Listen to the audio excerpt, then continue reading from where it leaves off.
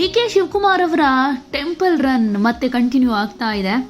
Recent ಆಗಿ ಉಪಮುಖ್ಯಮಂತ್ರಿ ಹಾಗೆ ಕೆಪಿಸಿಸಿ ಅಧ್ಯಕ್ಷರಾಗಿರೋ ಡಿ.ಕೆ. ಶಿವಕುಮಾರ್ ಅವರು ದೆಹಲಿಗೆ ಹೋಗಿ ಬಂದ ಮೇಲೆ ಈಗ ಮತ್ತೆ ನೊಣವಿನಕೆರೆ ಮಠಕ್ಕೆ ಜಾತ್ರಾ ಮಹೋತ್ಸವದ ಅಂಗವಾಗಿ ಭೇಟಿ ಕೊಟ್ಟಿದ್ದಾರೆ. ಈ ಹಿಂದೆ ಅನೇಕ ಬಾರಿಯೂ ನೊಣವಿನಕೆರೆಗೆ ಹೋಗಿದ್ದಾರೆ. ಈಗ ಮತ್ತೆ ಹೋಗಿದ್ದಾರೆ. ದರ್ಶನ ಆದ್ಮೇಲೆ ಶಿವರಾತ್ರಿ ನಂತರ ಎಲ್ಲವೂ ಶುಭವಾಗುತ್ತೆ ಅಂತ ಹೇಳಿದ್ದಾರೆ.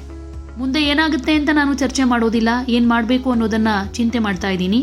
ಮಹಾಶಿವರಾತ್ರಿ ನಂತರ ಎಲ್ಲವೂ ಶುಭವಾಗುತ್ತೆ ಮತ್ತು ಎಲ್ರಿಗೂ ಒಳ್ಳೆಯದಾಗುತ್ತೆ ಅಂತ ಡಿಸಿಎಂ ಡಿ.ಕೆ. ಶಿವಕುಮಾರ್ ಅವರು ಹೇಳಿರೋ ಹೇಳಿಕೆ ಒಂದ್ ರೀತಿ ಕುತೂಹಲಕ್ಕೂ ಕೂಡ ಎಡೆ ಮಾಡಿಕೊಡ್ತಾ ಇದೆ. ಕಾಡು ಸಿದ್ದೇಶ್ವರ ಮಠದ ಅಜ್ಜಯ್ಯನ ಗದ್ದುಗೆಗೆ ವಿಶೇಷ ಪೂಜೆ ಸಲ್ಲಿಸಿದ ಮೇಲೆ ಈ ಹೇಳಿಕೆ ಕೊಟ್ಟಿರೋದು. ಇದೇ ಭಾನುವಾರ ಮಹಾಶಿವರಾತ್ರಿ ಹಬ್ಬ ಇದೆ, ನಾಡಿನಾದ್ಯಂತ ಆಚರಣೆ ಮಾಡಲಾಗುತ್ತೆ. ಅದರ ಪ್ರಕಾರ ಡಿಸಿಎಂ ಹೇಳಿದ ಶುಭ ದಿನಕ್ಕೆ ಒಂದು ದಿನ ಮಾತ್ರ ಇದೆ. ಸೊ ದೆಹಲಿಯಲ್ಲಿ ಬಯಸಿದ್ದನ್ನ ಏನಾದ್ರೂ ಇವರು ಸಾಧಿಸ್ಬಿಟ್ರ ಅಂತಾನು ಅನ್ಸುತ್ತೆ.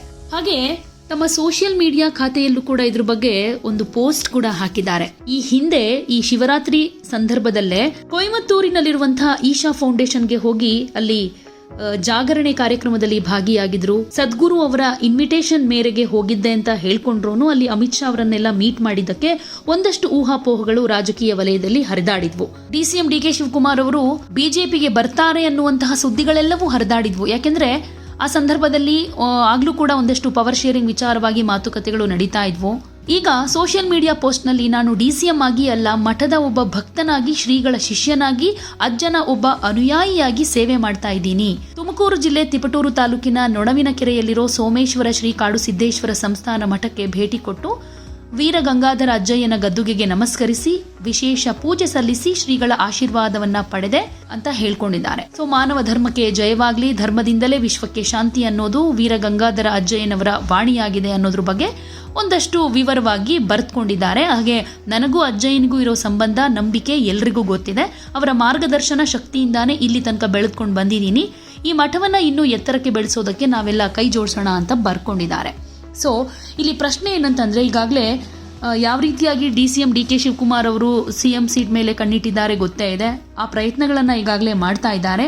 ಹಾಗೆ ರಾಹುಲ್ ಗಾಂಧಿ, ಸೋನಿಯಾ ಗಾಂಧಿ ಅವರನ್ನು ಕೂಡ ಮೀಟ್ ಮಾಡಿ ಬಂದಿದ್ದಾರೆ. ಒಂದಷ್ಟು ಮನವಿ ಸಲ್ಲಿಸಿ ಬಂದಿದ್ದಾರೆ ಅಂತ ಹೇಳಲಾಗ್ತಾ ಇದೆ. ಹಾಗೆ ನಾನು ಬಂದಿರೋದೇ ರಾಜಕಾರಣ ಮಾಡೋದಕ್ಕೆ ಅಂತ ದೆಹಲಿಯಲ್ಲೂ ಕೂಡ ಒಂದು ಹೇಳಿಕೆಯನ್ನ ಕೊಟ್ಟಿದ್ರು. ಬಜೆಟ್ ನಂತರ ಅಥವಾ 5 ಸ್ಟೇಟ್ ಎಲೆಕ್ಷನ್ ಆದ್ಮೇಲೆ, ಅದಕ್ಕೂ ಮುಂಚೆ ಅಂದ್ರೆ ಅಸ್ಸಾಂ ಎಲೆಕ್ಷನ್ ನಂತರದಲ್ಲಾದ್ರೂ ಒಂದಷ್ಟು ಬೆಳವಣಿಗೆಗಳಾಗಬಹುದು. ಸಿಎಂ ಕುರ್ಚಿ ಡಿ.ಕೆ. ಶಿವಕುಮಾರ್ ಅವರ ಪಾಲಿಗೆ ಒಲಿದು ಬರುತ್ತೆ ಅಂತಾನೆ ಹೇಳಲಾಗ್ತಾ ಇದೆ ಅವರ ಈ ಆತ್ಮವಿಶ್ವಾಸವನ್ನ ನೋಡಿದ್ರೆ.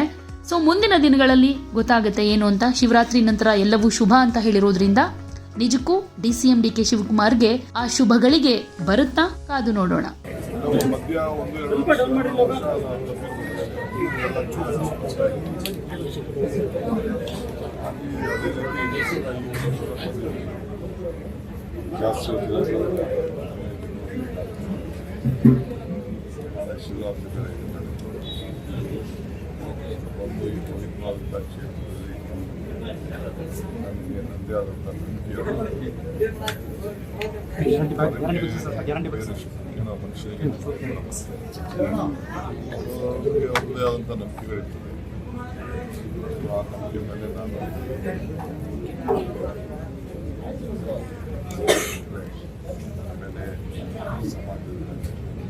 ಸರ್ಕಾರ